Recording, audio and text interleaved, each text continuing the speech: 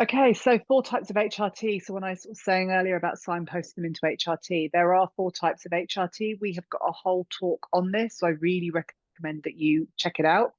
It's important not just from the perspective of menopause, it's also very important from the perspective of contraception and endometriosis and all of the other reasons that we put women onto any kind of hormones. So the first is synthetic, and so that would be your most patches, the pills, the combined pills, the mini pill, the Mirena coil, the Kylena coil, all of those.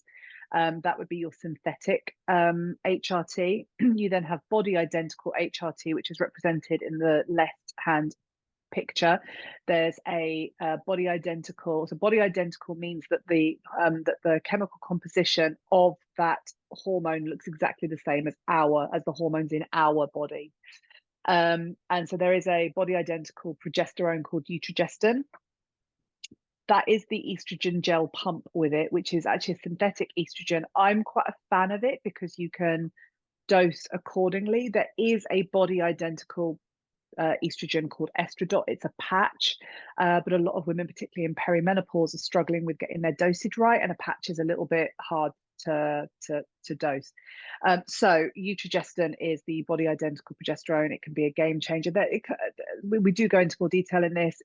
Nothing is without some issues, and the issues with Eutrogestin is that some women experience quite a lot of spotting and they don't like it, and also some women are really intolerant to it because it's got peanut and soy in it.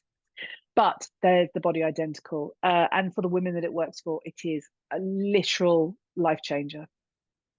There's bioidentical. Now these are low dose, and they are the ones in this picture are low dose, and they are, so when I say low dose, I mean that the Eutrogestin is 100 milligrams of progesterone. One drop of the bioidentical, sorry, progesterone is 4 milligrams. So you can start people super low, and so it's sometimes enough in early perimenopause. These are not sanctioned by the NHS. They are considered unregulated. I'm a bit like their low dose. It's kind And of they same make as a supplement, it, and you they're put it on made your from yams. skin. They're made Yeah, out of it's yam. dermal. Some you do take orally, but they're very, very low dose, but they're enough for some women, again, to be put in the sticking plaster around what's going on in perimenopause.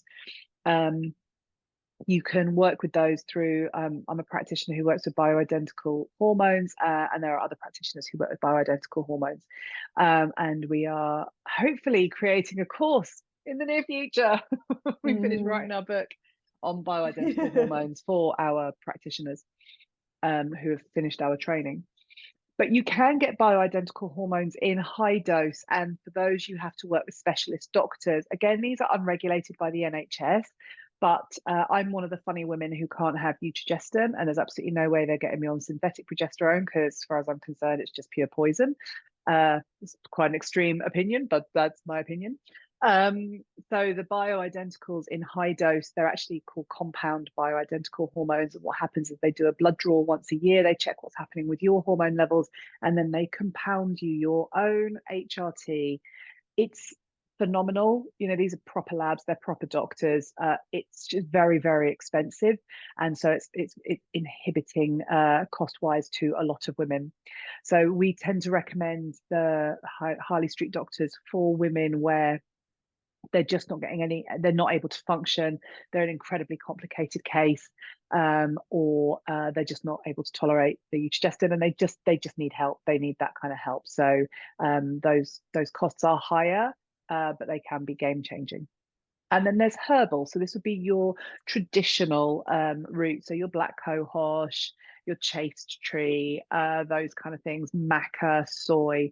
And again, for some women, they still work. A lot of women, they really don't. And for some women, it might be a combination of the body identical, the low dose bioidentical or the body identical with some of the herbal.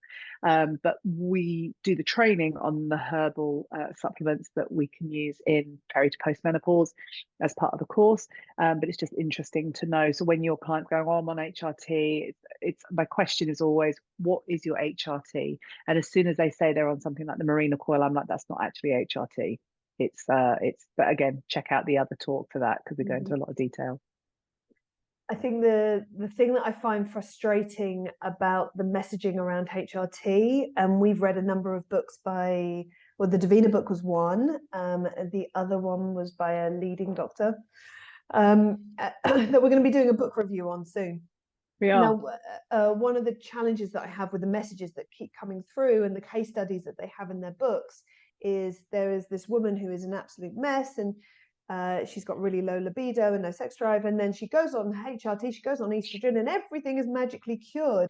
And that is not our experience. Is that if a woman if she wants to increase her libido in perimenopause, yes, HRT, the right HRT for her can certainly help. But if she has a triangle of hormonal health where her blood sugars, her stress, and her digestion and her immune system are all over the place, then the HRT is not going to be that sticking plaster. It is not going to help. And so we have a number of clients who have gone down the HRT route to be able to improve their libido and have got themselves into a real pickle and have had to come back. And that education around, we have to build scaffolding around your body to make sure that you are in the right place to be able to work with that particular part of the endocrine. And that is the gift of what we can offer as coaches, is that Yeah. we are building that scaffolding.